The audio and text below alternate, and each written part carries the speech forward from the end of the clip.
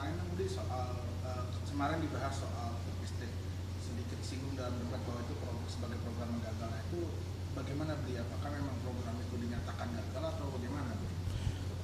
Kebijakan food estate itu kan untuk merespon situasi yang kita hadapi ya. Kita tahu bahwa situasi perekonomian dunia saat ini tidak baik-baik saja ya. Ada yang kita sebut ancaman krisis pangan.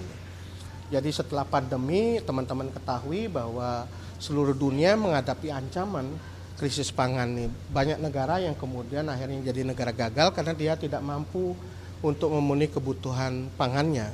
Termasuk juga harga pangan itu melambung tinggi di pasaran dunia. Untuk merespon itu harus ada terobosan yang skalanya tidak bisa skala kecil, harus skala besar.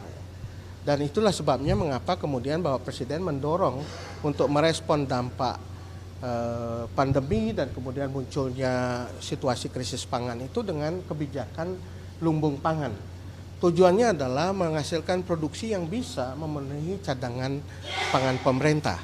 Sehingga kemampuan kita untuk mandiri dari sisi pangan itu bisa tercukupi, tidak perlu impor, tidak perlu tergantung dari negara-negara lain termasuk ketika harganya cukup tinggi ya.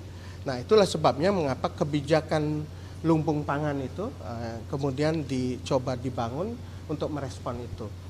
Nah, dalam implementasinya kan tentu perlu ada evaluasi ya, perbaikan-perbaikan, penyempurnaan itu terus berjalan ya, supaya apa yang menjadi cita-cita, menjadi tujuan dari kebijakan itu tercapai. Berarti tidak bisa dikatakan juga gagal berarti, tapi memang terus dievaluasi. Ya, harus dievaluasi terus karena tentu diimplementasinya perlu ada beberapa hal yang sifatnya kompleks yang perlu dilakukan penyempurnaan.